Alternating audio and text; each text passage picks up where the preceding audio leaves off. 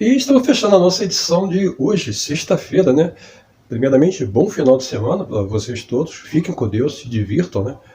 Não esqueça que ainda nós estamos na pandemia da Covid-19. Lembrando que as pessoas que ainda propalam o vírus no Brasil são aqueles que menos se vacinaram. Quem são?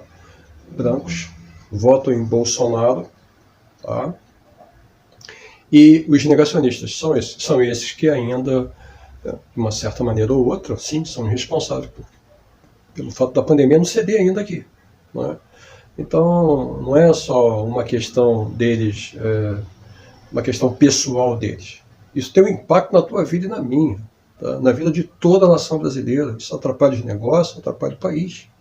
Isso onera a nação, isso leva ainda mais ou menos 250 pessoas morrendo todo dia. São essas pessoas que não querem se vacinar. E quem são elas? Como eu já falei, são brancos, em geral homens, e praticamente 100% deles são eleitores de Bolsonaro, ou votaram em Bolsonaro, ou querem votar em Bolsonaro. Então aí você vê o malefício que o presidente Jair Bolsonaro fez à nação. Mas depois de fazer esse preâmbulo aqui, hoje nós tivemos uma edição voltada então para levar vocês aí um pouco, né, do que rolou ontem, né, a excelente sabatina, muito esperada, né, do ex-presidente Lula, que com toda certeza vai ser o nosso presidente pela terceira vez a partir de 1º de janeiro de 2023. Não é? O Lula eu assisti, fantástico. Eu, pessoalmente, não faço nenhuma reprimenda. Achei também a dupla de entrevistadores, não é? A Renata Vasconcelos e o Bonner, profissionais, não agressivos, mas muito duros com Lula, muito duros, questões muito impactantes, não é? E o Lula saiu muito bem, reafirmou muito, com muita veemência, todas as propostas em prol de um Brasil melhor, no combate à corrupção, na questão da alternância de poder, nessa história do centrão do Bolsonaro ficar com todo o dinheiro, tá, fazendo maracutais e Bolsonaro absolutamente governando nada, como diz o Lula, é simplesmente um boneco, um fantoche na mão do Arthur Lira, e não podemos esquecer também do Ciro Nogueira. Então foi o Lula incisivo, falou o que tinha que falar, né? Lembrou das 680 mil mortes, tudo. Falou da corrupção, ele disse, a gente não pode negar que houve corrupção na Petrobras, evidente que não houve, mas ele também lembrou que as pessoas que fizeram as delações, o Ministério Público deixou que elas ficassem com a metade do que elas roubaram. Quer dizer, então ele fez essa colocação que eu acho muito acertada, ou seja, o cara roubou, digamos, 50 milhões, aí ele vai lá, faz uma delação, e aí fica com 25 milhões, 50%, que beleza, né? Isso é a Lava Jato, que destruiu o Brasil, tá? Então, mais ou menos foi nesse enfoque, não é? Foi uma entrevista fantástica, 100% da imprensa, mesmo as chamadas imprensas, né, de empresas corporativas, Globo, UOL, todas elas, Estadão, todas, foram unânimes em dizer que Lula realmente estava impecável, que não cometeu nenhuma falha, ao contrário, não é? E foi realmente muito bom. Então, queria primeiramente mostrar esse lado do jornalismo a vocês. O outro lado também foi a repercussão, não é? A repercussão se mede através das menções. Com Lula ontem no JN, houveram 15 milhões de menções, tá? E no Bolsonaro foram 9 milhões. Bolsonaro e Ciro não somam os 15 milhões que o Lula teve ontem em termos de menções. Então, eu acompanho muito o Twitter o dia inteiro, mensagem no Twitter o dia inteiro, as mídias alternativas o dia inteiro, todas elas discutindo, repercutindo. Renato Azevedo, vocês conhecem, né, um jornalista crítico do PT no passado, mas muito correto, muito crítico também dessa administração Bolsonaro, colocando que Lula realmente foi corretíssimo, dando uma nota 10 para ele.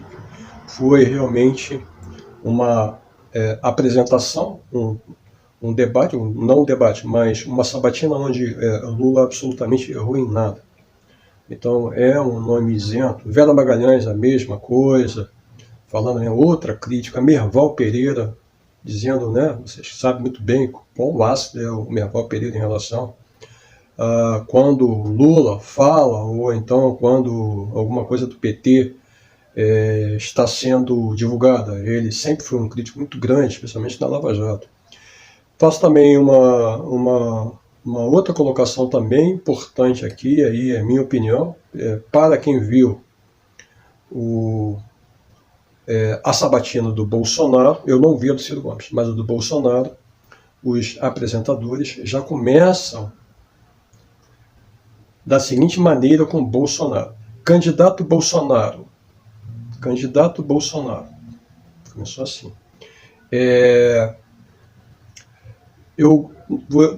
O senhor disse que não ia haver corrupção no seu governo, mas houve.